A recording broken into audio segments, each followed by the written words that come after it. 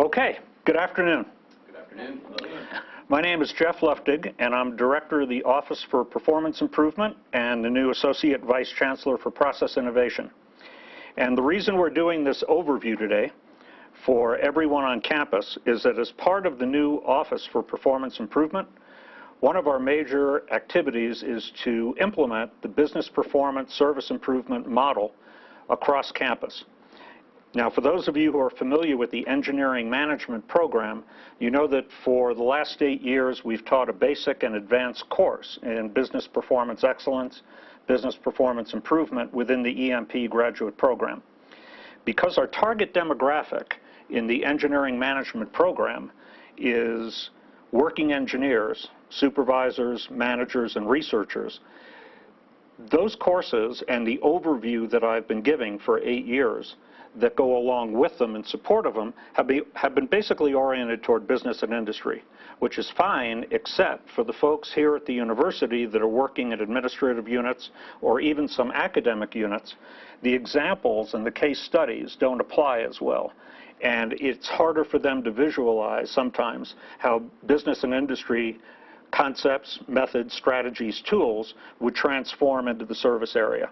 So what I've done is I've put together a shorter executive overview, which I'm going to use today to cover achieving business performance excellence and service performance excellence.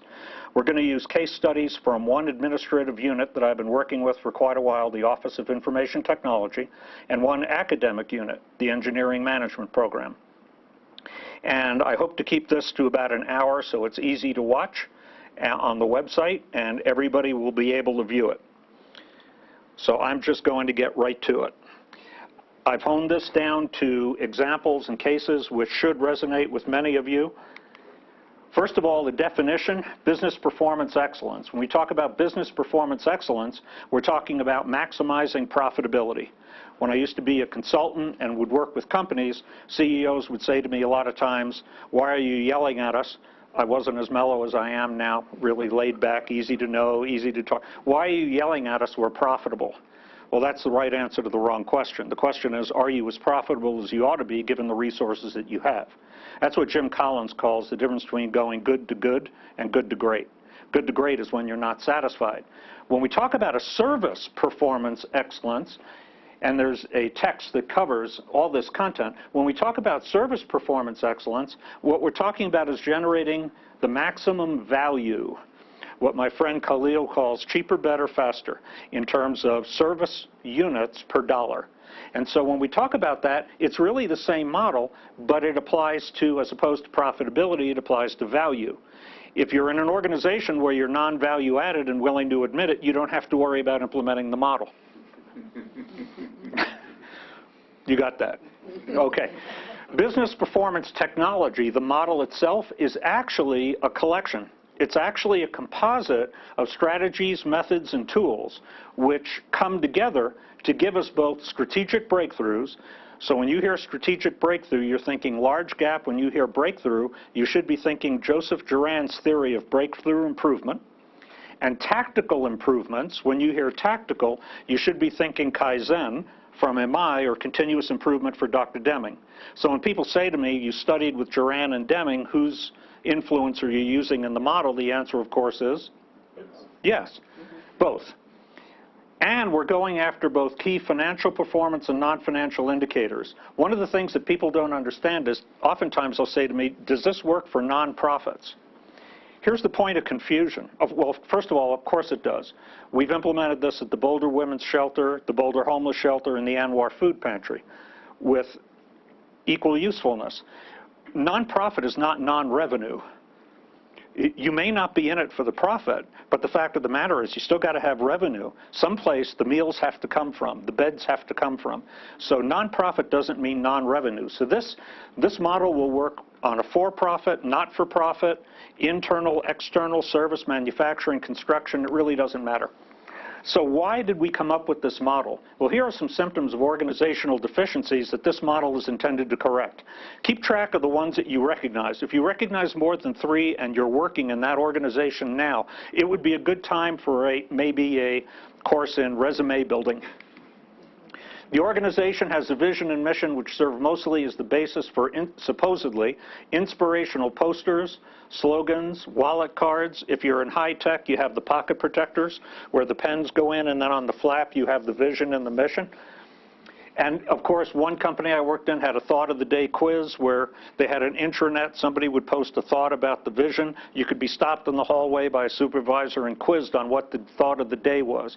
I never did understand how that made them money. I'm fairly certain it did not. All of that is non-value added. Everybody seems to have a vision and mission, but if you ask people what it is, they have no idea. If they have an idea and you ask them how it's used on a day-to-day basis to make decisions, they don't believe it is, and then sometimes they just laugh, which tells you basically what the people in the organization think about the vision and the mission. No integration. By the way, did I just say that vision and mission statements are not important? You can talk. No. What I said was they're important components to this model, and in fact it's where we start, but they have to be used and constructed correctly. No integration between vision and mission. So over here I have posters in the cafeteria or elsewhere on here's our vision, here's our mission. And then over here I have the organization's strategic and business plans. Now the funny thing about the organization's strategic and business plan is I had two people in my office yesterday from a unit in the university whose name I will not mention. I won't. No, usually I just say that and then I tell you what unit it was, but not this time. I'm going to keep it confidential. And they said, you know, our problem is we have no goals, we have no objectives, but we do have a strategic plan which after it's developed is put aside and not looked at. Now, does that mean we're ahead or behind? You're behind. The organization's strategic plans don't tie in with the vision and mission, and worse, things that we measure on a daily basis seem to have nothing to do with anything. And in some cases, we're measuring it because we've always measured it. We don't even remember why. It's in education, there was a professor at the University of Maryland who once wrote a book called The Saber-Tooth Curriculum, talking about how it's easier to add courses than to ever get one out of the college catalog. And he referred to one course as saber-tooth tiger killing. And a wise person came into the village one day and said, you know, you don't need this anymore. There are no saber-tooth tigers around. And the village elder said, you see how good it works? The organization annually generates hundreds of number one priorities or goals or objectives, but everybody realizes they haven't got the resources to do half that many. But somehow that's okay because it shows that there's a lot of initiative in the organization. That was a sarcastic comment. Many constructs or themes in the vision and mission are never measured. I love going up and looking at somebody's vision and saying, so, you're going to be the leading supplier of small motor, I'll use a non-university example. You're going to be the leading supplier of small motors in Southeast Asia. Yes, we are. And then, of course, you simply say, how's that going? And then they say, well, actually, we don't measure that. Just don't know. I said, I'm sorry, I was standing all the way over here. It sounded like you have no idea because you don't measure it. Well, yeah, that's right. So why do you have that in your vision? Well, we want to boost morale. Do you think it boosts morale if you're saying you're going someplace that you're not even going? It's an HR thing. Projects are selected for their interest level and or cannot be killed off. Projects are supposed to be an output, not an input. Throwing things against the wall, even if they work for a while, has an end. If you don't believe me, make a long-distance call to Scott McNeely and ask him. Individuals' responsibilities are often only related to the vision, mission, and strategic plan of the organization by happenstance, by chance and chance alone. When you don't know what you're supposed to work on, what do people work on? Now, Dr. Deming used to say that 99% of the folks we hire come to work wanting to do a good job, and it takes us years to beat that out of them. And then he used to say, and it doesn't even use a textbook. We seem to know how to do that almost automatically. But when nobody knows what they're supposed to work on related to the organization's vision and mission, what will they work on? Whatever they think. Whatever they think is useful for the organization because they're trying to do a good job. The problem is that leads to sub-optimization. Incentive or merit, this is another thing that I've been talking to Candace Bowen about incentive and merit systems that are independent of organizational or personal performance. You know you're in trouble when you ask somebody the following question. Try doing it at random.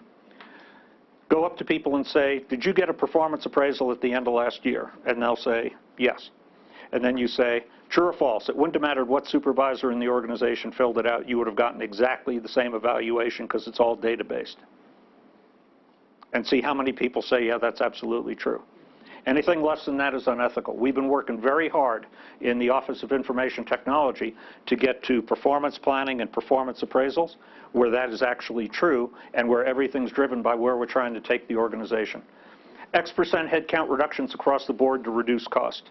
Lazy management. I don't know what to cut because I don't know where I'm going and I don't know what I'm doing, so I'll make believe I'm being fair and I'll just reduce the organization by 10% every 6 months until it goes out of business.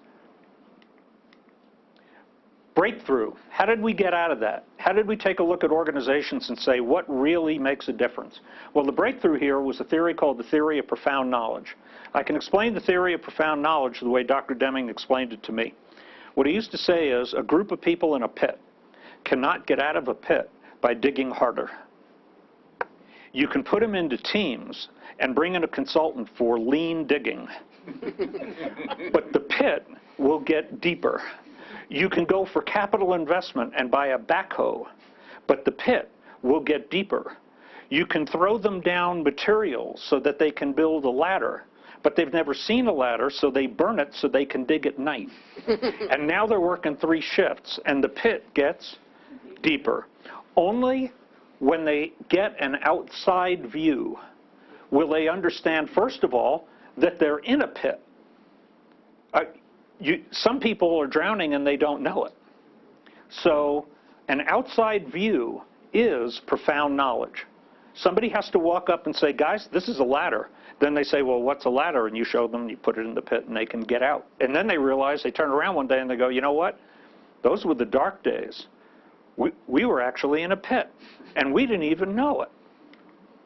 So what is Deming's theory or system of profound knowledge? It has 4 parts. Appreciation for a system, knowledge about variability. This is my excuse for telling people you always have to have a statistician hanging around. Theory of knowledge. How do adults learn? We can't teach adults like we teach children. And psychology. Psychology of individuals, psychology of society, and how you create organizational change. How long does it take to change a culture? People who haven't had me for class. Because otherwise we'll have people confusing wisdom and experience. All right, somebody who had me for class, showing that when I train them, they stay trained. How long does it take? 20 years. 20 years, because that's how long it takes a generation to die. So I essentially took Deming's theory and said, well, if it's going to be a ladder, it ought to look like a ladder. So we have knowledge, we have the outside view, and then we have the 4 rungs: systems theory, statistical and scientific theory, organizational behavior, and cognitive psychology. This is why a lot of TQM programs failed. They thought it was SPC, and they went at it with the tools only of statistics. The problem is that does nothing on what we call the soft side, which is not a pejorative way of putting it. So you got the hard side, you got the soft side. If you don't know how to change an organization, if you don't know how organizations operate, you can bring them all the tools. You can do all the lean, all the Six Sigma, all the SPC, all the experimental design you want, and nothing will change because you're not attacking the fundamental reasons and way the culture operates. And most of you know this, and you know this from experience. So an overview of the history and the structure of the model. So let's take a look. This is actually not one of my drawings, but I like this because it talks about the elements and where we begin. So we talk about what does it take to get performance excellence. Well, like anything else, it is not one thing. You're not going to get it from doing one thing or working in one area or working even with one group of people. So if you're looking for sustained profitability or sustainable value in a service organization, and you're looking for customer or client, customers have a choice. Clients do not. We have in the university system, we have a lot of clients because this is who you're going to use. But But if you're after customer or client and employee satisfaction, and I'm not a big proponent of employee satisfaction, but I am a proponent of employee empowerment, and you're after growth and innovation, then you really got to be thinking about 4 sets of systems. You got to be thinking of systems, first of all, in terms of systems engineering for the organization. How do we interconnect? That was one of the big places we started in the OIT, where we started talking about one process, one owner, because that's where we had the span of control authority issue. People, how do we lead? Never confuse, I'll just do this as an aside, never confuse universities. Yeah, I can say this. Universities, you're lucky if you have leaders. You almost never have managers, but you got mostly administrators. Never confuse administration with management. Never confuse management with leadership. Leadership is taking an organization where it would not normally go, left to its own devices. Many, many leaders, I'm not going to mention Steve Jobs by name, but many, many leaders are basically known to be, or to have been, extremely poor managers. You would not want them as a manager, but you'd run through a wall for them, and you understand exactly where they're trying to take an organization. So when they say they have a vision, and the vision is to dominate every operating system on every PC on Earth, you understand exactly what their vision is. And if they make decisions to lead you there, you'll follow them. You might not want them showing up in your office, but you'll follow them. So how do we lead? Not just manage, but how do we lead? How do we operate? Do we have standard operating procedures? Do we have standard operating practices? Do people know what they're responsible and accountable for? And finally, strategy, which is where I start my model. How do we think and plan? How do we organize for success? So when we start thinking about that, phase 1 is Hoshin Planning, also known as Hoshin Kanri. In Japan, they call it Hoshin Kanri. We call it policy deployment in the United States. And basically what we're talking about here, when we talk about Hoshin Kanri, we're talking about, it's loosely translated into point of a compass. And it's more than strategic planning. I thought for a long time when I was consulting in industry that companies that were not successful, moderately successful, and very successful, it was all because of their strategy. Maybe Bain or Anderson came in and dumped a fabulous strategy on the CEO's desk and said, here, implement this. And the longer I worked with Fortune 100 and 500 companies, it took a while, but if I finally got it through my head that it was irrelevant. The strategy itself was not relevant. Now, that doesn't mean that if you had a poor strategy, you would succeed. You can't be Eastman Kodak and declare digital cameras a fad. People will always want paper and succeed. So you can't do that. But if you have a halfway decent strategy, whether or not the organization succeeds is really not inherent to the quality of the strategy. It's whether or not they can deploy it. It's whether or not you can take over earth grains, as Barry Baraka did, with basically 35,000 people, 600 people per bakery, 53 bakeries across the country. You have a strategy. How do you fix it so Jimmy Jack on the 3rd shift in the Sacramento bakery is only measuring and controlling those things that are critical to this strategy? How do you deploy that strategy down? That is actually the missing piece. That is actually the crown, the jewel in the crown of our BPE model, that methodology of policy deployment. And so this is intended to make certain that all those other symptoms I talked about go away. You can't have a business plan or a strategic plan that isn't integrated with your vision, mission, and value proposition, because that's where it comes from. This has been around for a long time, various ways of doing Hoshin planning.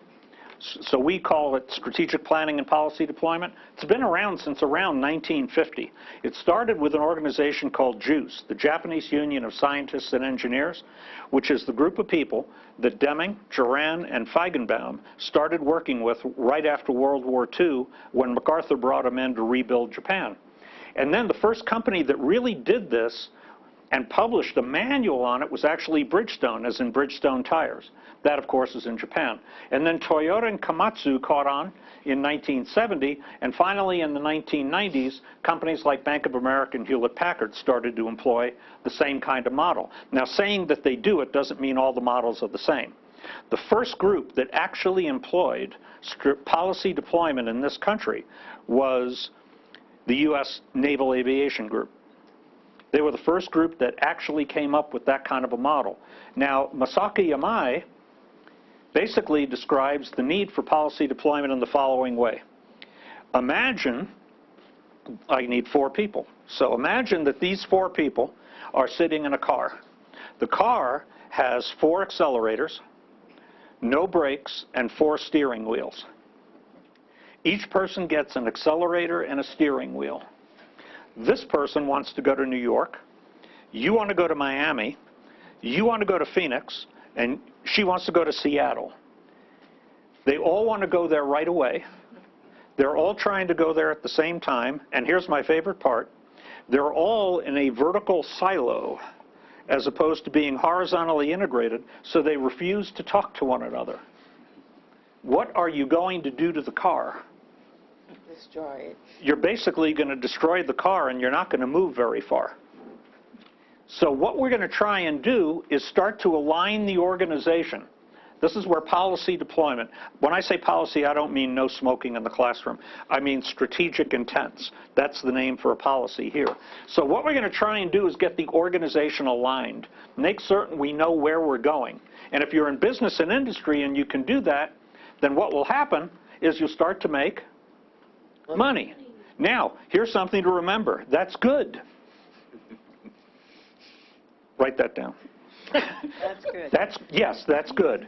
And then, as you do this year after year after year, people get better at using the model. They don't even know they're getting better at using the model. It's just that they're not surprised by the words anymore. So at the beginning, where it's like, oh, strategic intent, strategic objective, focal point, checkpoint, I can't keep them straight. 2 years later, it's like, do we have any new checkpoints for this year? I mean, they don't even know it's happening, but you get better and better at it. Now, some people say, and that's where your point of the compass comes in. Now, some people say, well, isn't this restrictive to an organization? What if external things change? Think about it. If something external changes, this makes you nimble. You can essentially turn on a dime. It's when you're trying to do this, and everybody's doing what they think is best for an organization, that you're paralyzed. So actually, the better you get at setting vision and deploying it down through the organization, the more nimble an organization you can get, and then you can make big money. Big money. See, that's big. See, this is big. Okay, I didn't need to point that out. I can't help myself sometimes. Phase 2A is what we call total asset utilization, customer, consumer, product, process rationalization. It's a diagnostic tool to answer the following question. What are we doing? Who are we doing it for? How much time and money are we spending doing it? Everybody in OIT is sitting here smiling at me because they're going, oh, let's see, you made it 30 minutes without asking the 5 questions again. Then what's the quality of the delivered service, and should we be doing it at all? Should we be doing it at all doesn't mean, does it need to be done? It means, should we be the ones doing it? And that right there is one of the things we're working on at the university. We have something that I refer to as proliferation of redundancy. Some redundancy is not enough. We have to proliferate it. You know, we actually need multiple organizations just dealing with parking. We need 60 IT organizations on this campus. Because you go up to people and you go, you know, this is kind of redundant. And they say, well, you don't understand. We're unique. My response is this. We're all human beings. We're all unique. But just being unique does not make you useful. Phase 2B. Yes, I actually said that. And I say it, repeat, don't I say it all the time? Yes. And phase 2B, customer or consumer or client quality assurance model. You're going to see me display that as we've implemented it at the OIT today. Then daily management. Never make the mistake of going after all breakthrough improvement, or you'll let the little things, the day-to-day work, go right down the tubes. You'll always have a strategic, because you'll always have things that you take your eye off of. Percentage of resources, strategic planning and policy deployment versus daily management. Breakthrough versus continuous improvement tactical. What's the breakdown in terms of percentage of resources allocated for any organization? Tell them. 80-20. Yes, now that's beautiful. Of course, that's the Pareto law, as in Mr. Pareto head. But the real question is 80 to what, 20 to what? 20 strategic. 20 strategic and 80, here's your softball, tactical. Absolutely right. When I train them, they stay trained. So here's a 50,000-foot level of what we've been doing in the OIT for a year and a half and in the EMP for 3 years. We establish, reaffirm the vision and mission, identify the model for strategic differentiation. That actually doesn't apply so strongly in the university setting, and our value proposition. And I'm going to define all these terms. Then we generate the CPMs, critical performance metrics we're going to go after. Then we deploy it down in the organization. Then we do a gap analysis, and then and only then would we develop a strategic plan. Most organizations do strategic planning backwards. They first develop a plan, and then they figure out what they're going to measure. A strategic plan is an explanation of how you're going to allocate your resources to achieve your strategic and tactical objectives. That means you have to measure first. That means you have to know what to measure. That means you got to go back and have a solid vision, mission, and value proposition. So here's a little overview of how it works. So when you start thinking about policy deployment, think about it from a plan, do, check, act kind of a basis. Vision, objectives, goals, critical success factors, action plans, and performance measures. So we deploy it down, but then we put in systems so that we can get data-based feedback coming back up. So we're constantly turning this cycle. A quick example of this comes from the Suntory Musashino Brewery in Japan. I visited them. I was leading an executive mission for Anheuser-Busch, and I asked them for their policy deployment plan. So they gave it to me, but they took whiteout, you remember whiteout, and they covered up some of the things they didn't want me to know about. So here's the concept. Same thing we've been talking about. I got a long-term plan. Now I'm in the beer division. In the beer division, I'm in the plant. So there's one plant in the division. Now these are what we would call strategic intents or policies. So they had one policy, and I know there's a lot of spelling errors, but they translated Japanese to English, and their English was better than my Japanese, so we're going to cut them some slack, okay? I didn't correct it, I just left it the way it was. So a reduction of production and distribution cost. These, there were things here. This is what they whited out because they knew I was working with Anheuser-Busch. These are what we would call strategic objectives. So when they go to deploy it, they have the plant manager's policy. That's equivalent to the strategic plan. That breaks up into section manager targets. Within each section, there are supervisors and departments. That breaks up into their targets. Within each department, there are individual team members. That breaks up into their targets.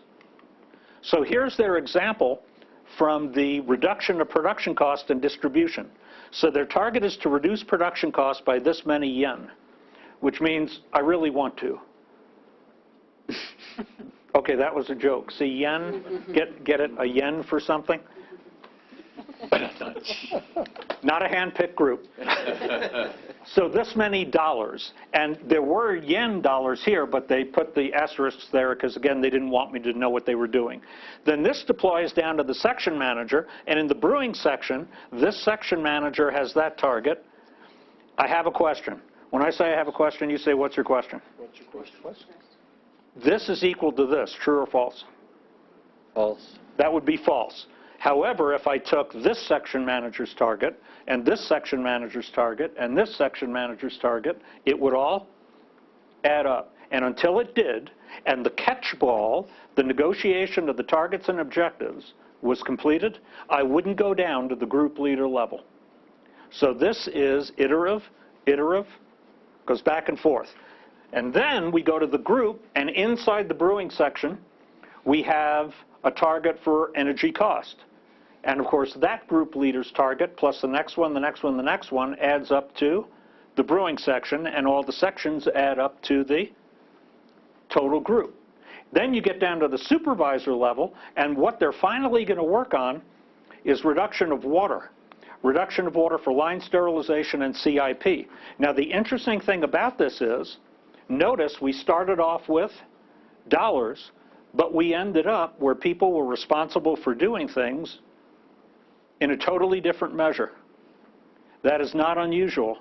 So dollars at the top ends up being tons of water where the individual operator controls it down in the organization. So I might start off at Alcoa with dollars at the top, but end up with roll quality after refurbishing somewhere down in the organization.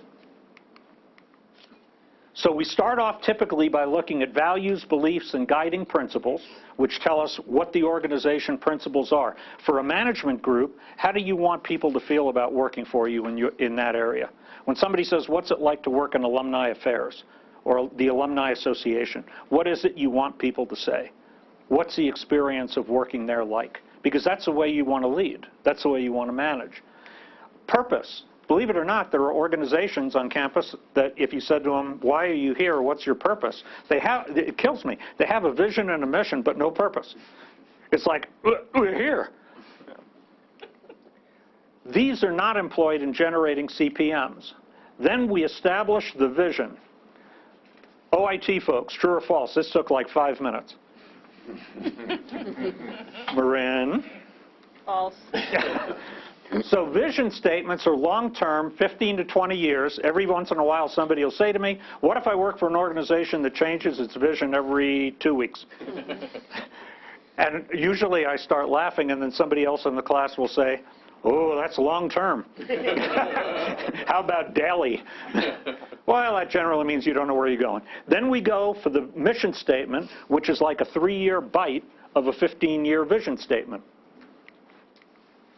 Rules for vision and mission statements. Never state anything you don't intend to measure and subsequently allocate the resources to achieve. If it's critical, always state it. Never say anything that makes you look like an idiot. Like my favorite of all time statement that go into mission statements. People are our most important resource. And then you have a headcount reduction.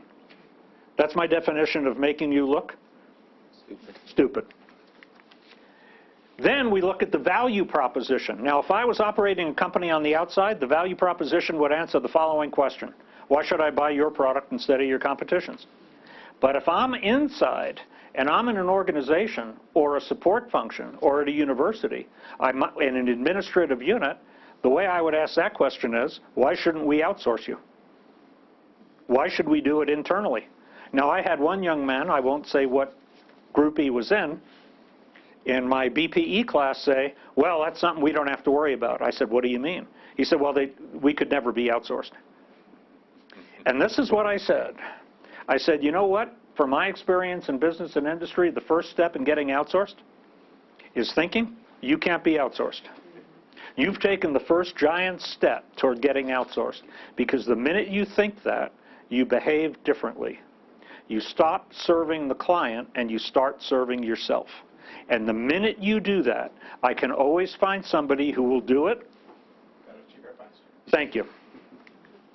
The value proposition has to resonate with the people we're serving, not the management team. And by the way, one of the other rules is you'd like things short. Can this be done in an organization at the university? Well, of course it can. So just real quick. We just finished wrapping some of this up for the Alumni Association. We're rolling out the entire model. Take a look at when we get to it, the vision, mission, value proposition. Concise, precise, testable, and obtainable. We can put metrics on everything. They've got a purpose. Here are the guiding principles. This is how we want people to view working at the Alumni Association. And I can get the vision, mission, and value proposition on one page with 3 sentences. And then what we're going to do is we're going to go in and we're going to take the constructs, recognition, innovation, significantly improved participation, and we're going to break those out, metric them, and create a strategic model and a strategic plan that allows us to achieve that. The point I'm making here is you can see sometimes vision and mission statements that are like pages long. They don't have to be, and in fact, that's counterproductive. Those are going to be easy to understand, easy to remember, and are going to allow us to align the entire organization and take them where we're trying to take the organization. I thought they did a really good job on that. Once we have the vision, mission, and value proposition, we perform what we call a construct analysis. This is where we basically find the themes inside the vision, mission, and value proposition and translate them into metrics. And critical performance metrics can be financially based or non-financially based.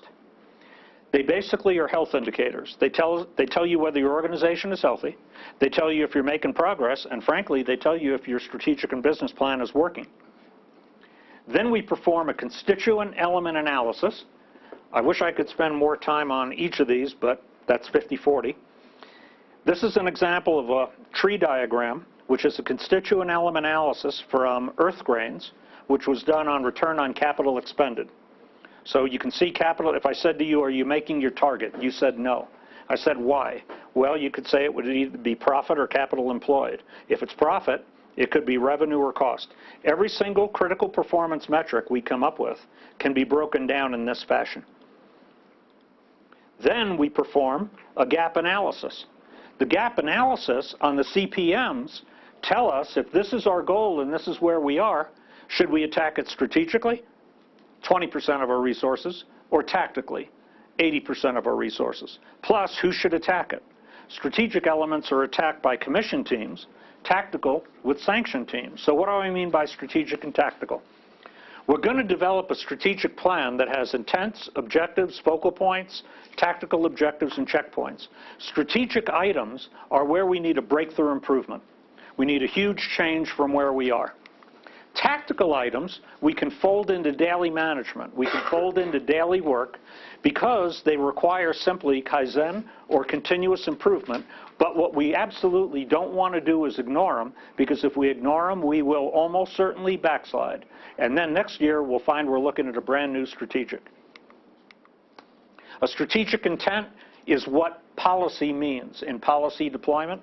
So it's like strategic intent deployment when we talk about policy deployment. A broad goal or objective, one of the critical few. We break the intents up into subcomponents called strategic objectives. These are still relatively broad. We break up each of these into a focal point. A very, very highly specific strategic always has two things: a target and by when.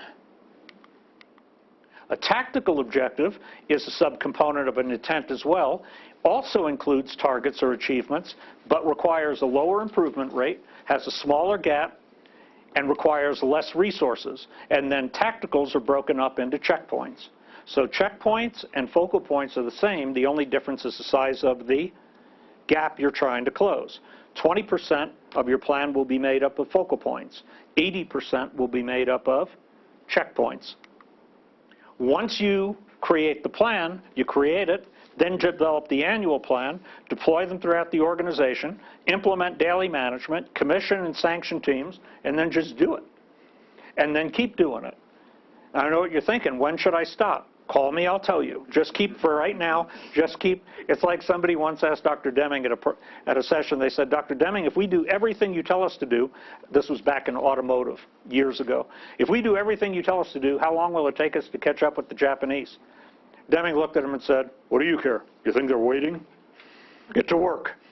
Just keep doing it. I'll tell you when to stop. So how about an example? Yeah. Anybody else want an example other than the people who work for me directly? That's kind of an easy call, okay? Yeah, Steve said. How about the OIT? Will the people who work in the OIT in the room please raise your hands so people can identify you later? Yes. I will also tell you that Solo is here, and she is on the BPE steering committee, and this is the continuous improvement manager for the OIT.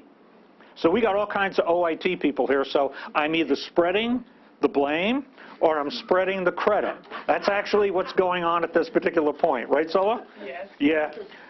Okay, so the first thing we started off with was working with a really great management team at the OIT, and we started talking about, okay, if we're trying to achieve excellence, what does it look like for an Office of Information Technology?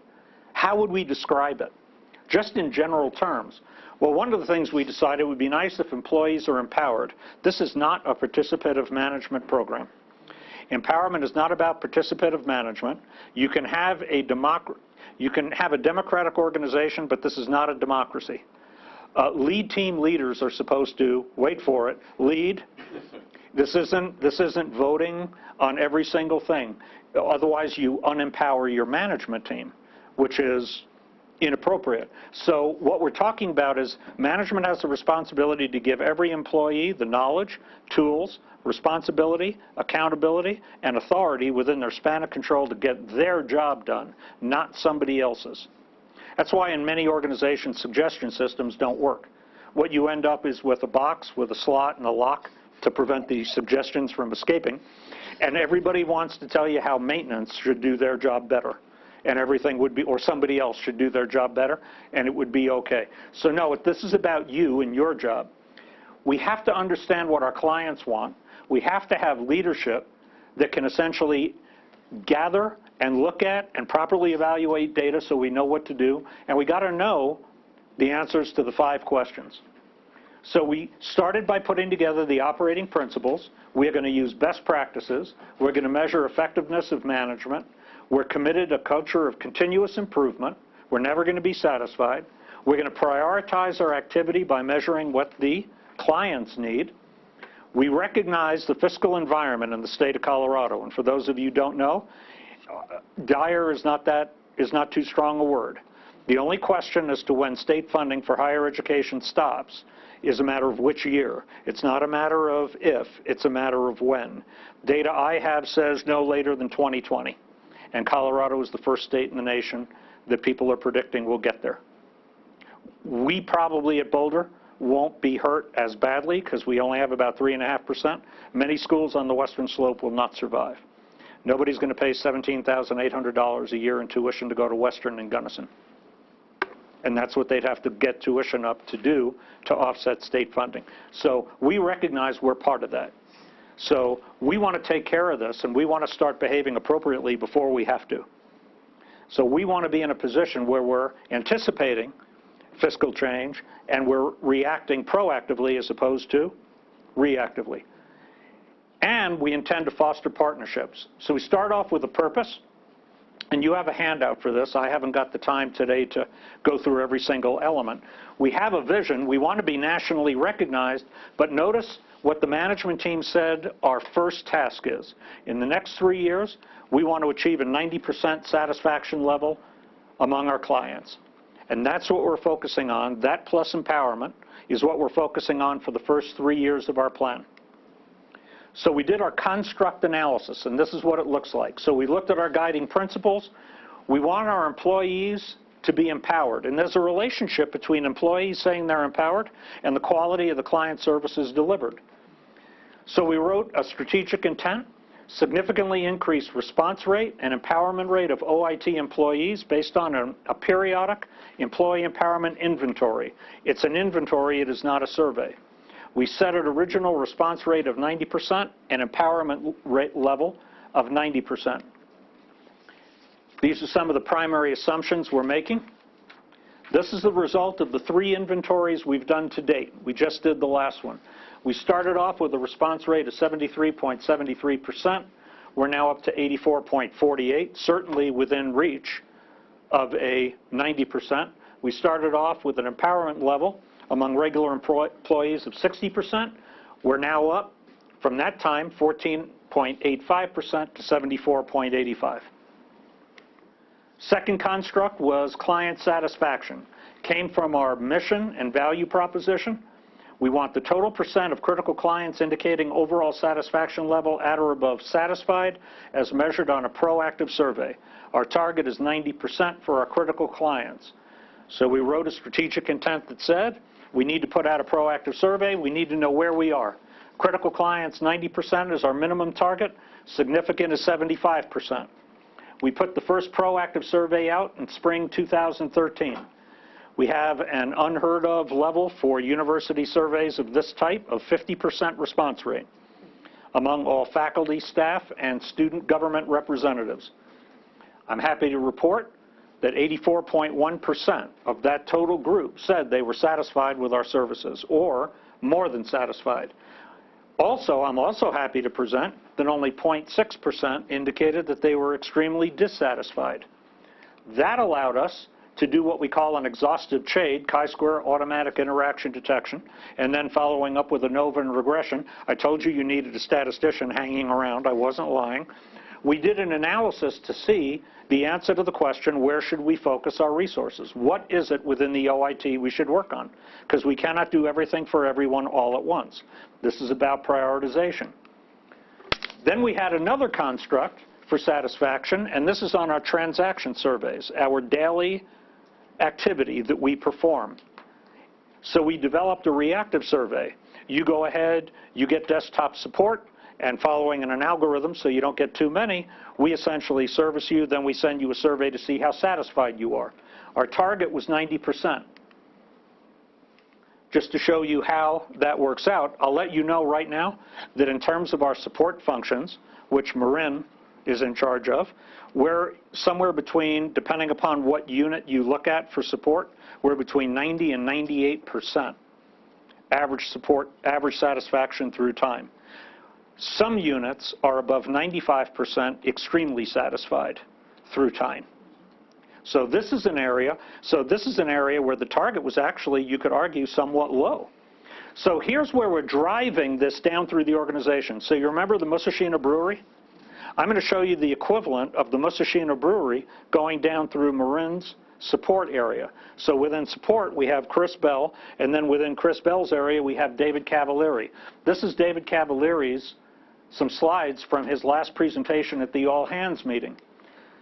So he takes a look and he says, okay, I've got two groups. I got dedicated desktop support. I got general desktop support. Dedicated desktop support, we're running an average of 97.6. Should we treat that strategically or tactically? Tactically. Whatever you do, don't let it slip. But we don't have to put an extraordinary amount of resources into it strategically. General is 95.1%. So then we take a look inside general.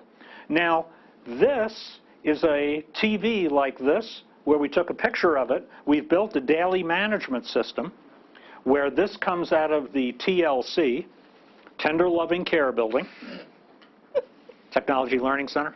Correct. Yeah, whatever. So this continues to change so that all the employees in this area, in this case here's desktop support, mission, value, driven down through the organization, can see how they're operating and how they're performing on a daily basis. I got to tell you, they really like this. People like to know how they're doing. People like to be getting ongoing confirmation that they're doing a good job and that they're recognized as doing a good job. So we're operating, in this particular case, for this one, this is an average of 90. That's about the lowest we get. So then we take a look and we drill it down further. Within general desktop support, we have GDS dispatch, walk into the TLC, walk into Norlin. Now walk into Norlin is at 90%. The others are at 95 and 96. Now ordinarily you'd be happy with 90. But in this case, because it's so much lower, we might actually, within desktop support, treat that strategically. Well, the interesting thing is, then we do the CHADE analysis and the other statistical analysis. Now watch this. At TLC, if we resolved your issues, there was a 98% chance when I sent you the survey, you said you were satisfied. At Norlin, if we resolved the issue and I sent you the survey, there was a 98.7% chance you said you were satisfied. However, in the TLC, if your issue was not resolved, there was only a 14.3% chance that you were dissatisfied. But in Norlin, if I didn't resolve your issue, there was a 58.3% chance that you were going to be dissatisfied. Now here's the really interesting part. Same people, same technicians, same training, same support methodologies. Why the difference? Now normally, or typically, in an organization, management would sit back and start giving out these proposals as to what they knew the answer was. Not in the OIT, not in the BPE model. We don't know why this is. So we've commissioned a team inside desktop support of individual contributors, and they're going to figure it out and come back to the managers and tell us why, because they're the ones who do the work. And that's where the commission team comes in, and that's like reducing CIP water by 20%. So this is the drill down. This is the example that you saw from the Musashina Brewery. So we have a strategic objective and focal point for David's area in general desktop support. And then, of course, we're not going to ignore everything, so we have checkpoints for the other areas. Progress to date, just by turning attention to client satisfaction. Since the time we started gathering data, Dedicated's gone from 97.6 to 98.6. General's gone from 95.1 to 96.4, and the team hasn't really gotten going yet. It's possible to essentially do this stuff. Additional areas, getting back to the OIT, we have classes and learning experiences. Kimberly publishes a newsletter. What's the name of it? BPE Brief. BPE Brief. We have a steering committee. Solo's on the steering committee. We have a dedicated BPE continuous improvement manager. We have a committed data analyst. Michael, we call him the Dark Lord of Data for very good reasons. We have all staff meetings. We have commission teams. And we have had 2 major reorgs. The last empowerment survey, by the way, came after the last reorg, and we still jacked up by about 14%. One person, one process, one owner. Start giving people the authority to be able to do their job. Next steps, basic elements. This comes into our value. This comes into the 5 questions. It's in our value proposition. So we're going to achieve a weighted average cost per unit of delivered service in the lowest quartile among all R1 peer benchmarked institutions. This is down the road a ways. We have some work to do and some infrastructure to put in before we can do it. And then, of course, we have a roadmap. So what we have are all of the constructs associated with our entire strategic plan over here. I can send you a copy of this if you'd like. Over here we have the elements of the entire BPE model. Where you see green, we're done. We've got that part of the model implemented. Where you see yellow, it's in process. Where you see red, we haven't really gotten started very heavily as yet. Now that's an administrative unit. I'm going to make 1 hour 10. I think I'm really going to do it. So that's an administrative unit. But just to show you that it can be done in an academic unit, we did this when I started teaching. When I went over from business, College of Business, into the College of Engineering, I joined the engineering management program. And of course, I said, where's our strategic plan? And they said, we've been waiting for you. They didn't actually say that. But Barb Lawton was, at the time, the director. So we followed the exact same model that I teach in the BPE classes. Academic doesn't matter. Now, the thing that you should know about the engineering management program is we need to eat what we kill. When I say that, what I mean is we're an enterprise program. Professor Moore, by the way, is a professor in the engineering management program along with me and teaches BPE along with me. But basically what it means is that we have no tenured faculty. We're all scholars and residents and now professors of engineering practice. What that means is if we don't have enough students to pay the basic costs of the program goes away. So I would call it profit, but here at the university we call it net revenue. Tends to be somewhat important because it's not like if you're a tenured faculty member, if no students show up, you get to do more research. We get to go away and stand on the corner of Broadway and Canyon holding signs that go, we'll teach for coffee, or something like that. You got to lighten up, folks. So we followed the exact same model. So guiding principles, here's our guiding operating principles, our purpose. We put together a 10-year vision, a 3-year mission statement, a value proposition. Why should somebody come to our engineering program instead of somebody else's? Identified our core competencies. What are we really good at? Identified our external validation metrics. If we were doing the right thing, how would we know it? And then, of course, you have to do a construct analysis because the model says you have to do a construct analysis. And if I'm in the group, you obviously are going to follow it. So what are you going to have? You're going to have financial success. We're an enterprise program. However, we also want to be recognized as a purveyor of high-quality graduate education. When I was serving as director, I was often fond of saying to people, I'm running a business and leading an academic program. You can't forget one or the other. So I report fiscally to Ann Hines, I report academically to Rob Davis. Neither one of them want me to forget what I'm there for. Recognition of education, program evaluation, not just of current graduates, but past graduates. We need to grow the program. We shot for a 10% academic year growth rate.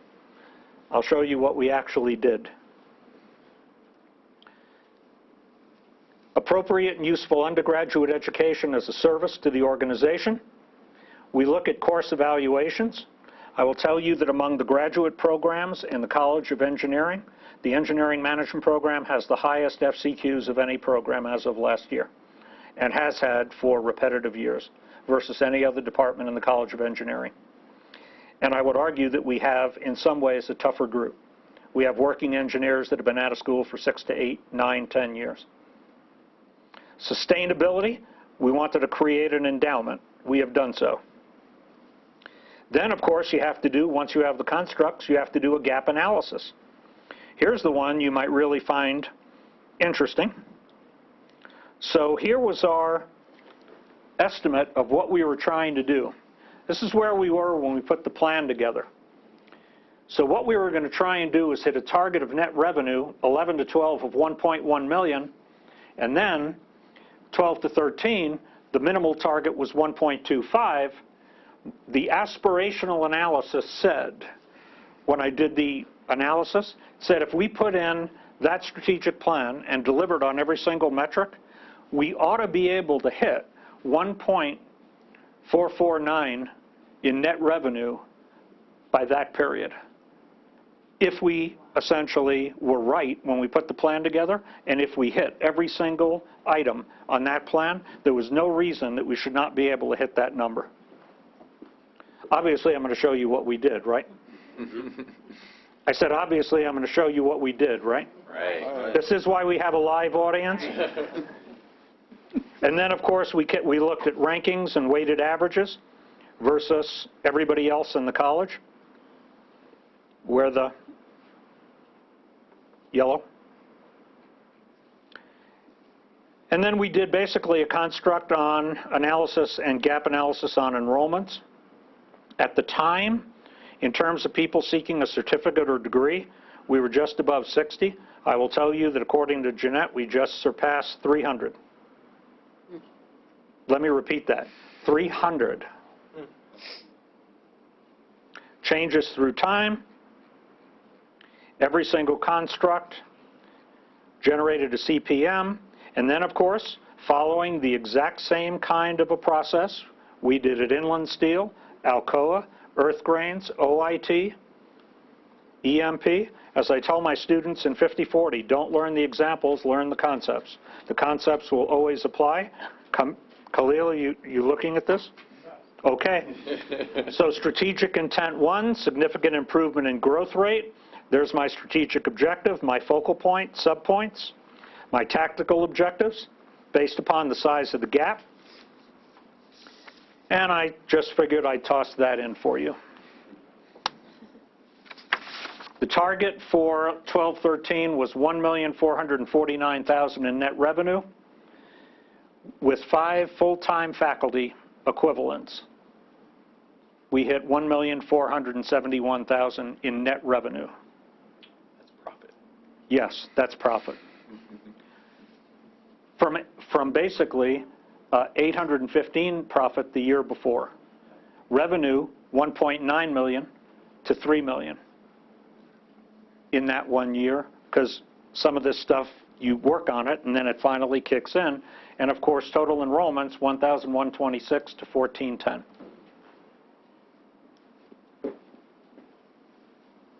So if I had put the point in, the point would be right about here for what we actually hit. So one could say this works. Well, what the heck? I did say it worked. What do you have to do to put this in? If you're thinking of putting it in and say, I don't know, housing and dining services, or facilities management, or we're already rolling out an HR and alumni association, what do you have to keep in mind? If you're going to overcome resistance, you have to have three things. First of all, there has to be a level of dissatisfaction in the organization that says, we're not happy with the way things are. This is the biggest barrier in a university environment. There's simply, in many areas, no dissatisfaction. In fact, change is not their friend. We've always done it this way, and change is glacial, and that's okay with us.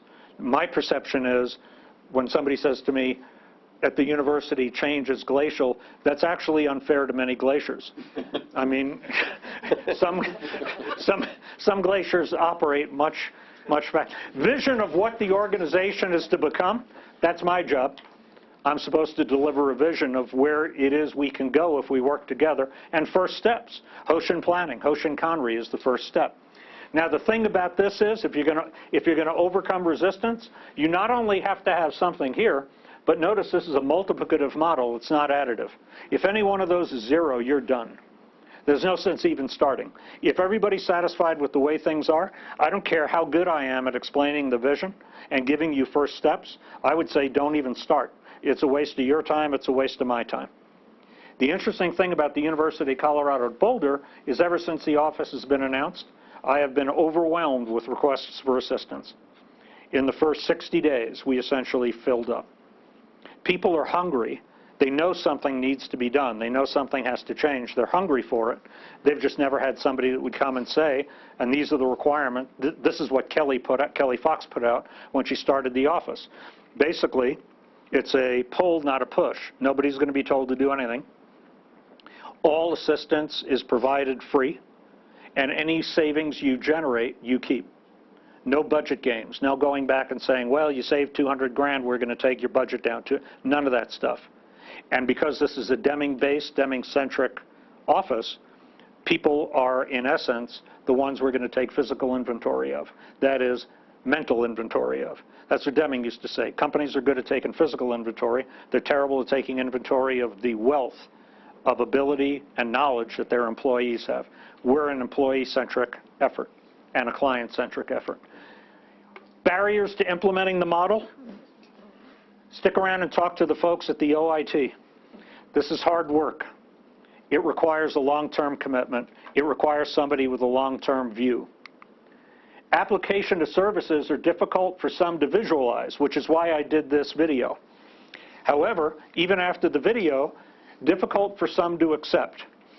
In other words, well, you made it work in OIT, and it's working in alumni affairs, and it's working in HR, and it's working in EMP, and it's working, and it's working, and it's working. But we're different. We're the lawn mowing side of the FactMan group, and you didn't give me any lawnmower examples. I'm just making that up because I see you're here.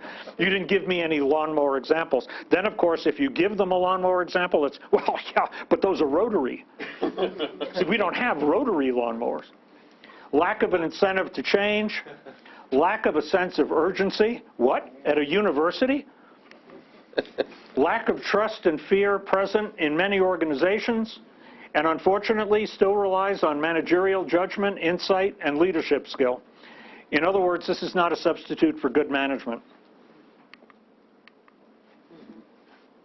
Questions? I'll be happy to answer. I went 2 minutes over my 70-minute target. If you want more information about our office, you can get it there. If you need assistance, email 1-800-STATS-OR-US, opi@colorado.edu. Questions?